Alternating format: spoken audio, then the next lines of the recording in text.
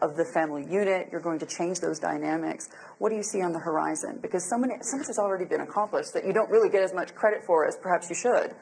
So, to give an example of what all of the gentlemen are saying on the stage, their excellencies are talking about government coordination, immediate change, business, small, medium enterprises.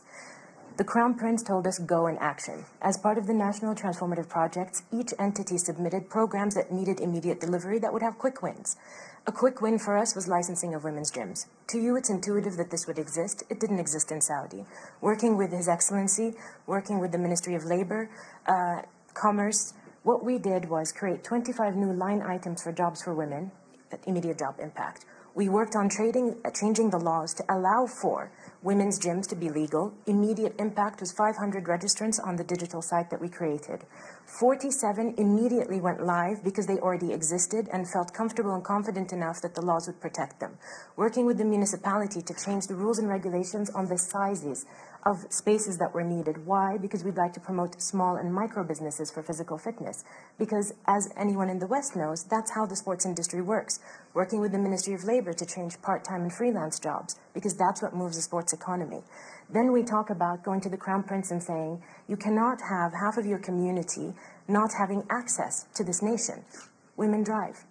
That is monumental change by a leader listening to the community.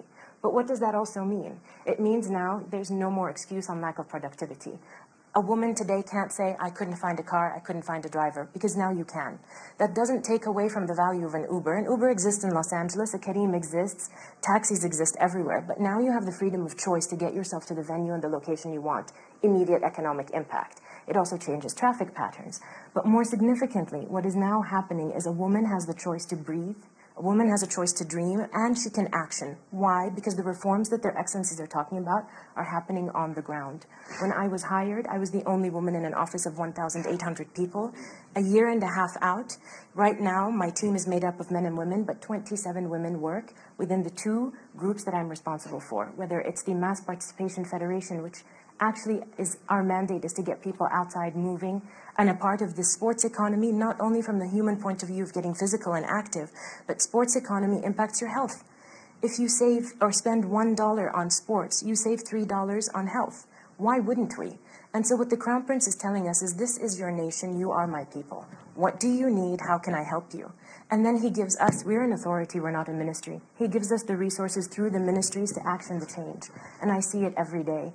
2 weeks ago, women entered the stadiums for the first time. 8,000 women on our first day walked into a sports stadium and attended a match. What that meant, though, the implication, and why did it take us a while from date of announcement to date of application?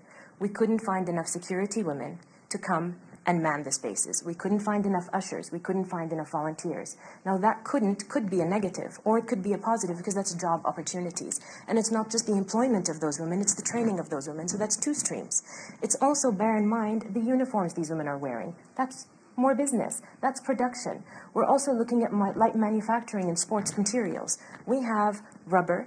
We can make rubber mats. We could make yoga mats. It's a fad. I'm told people like it.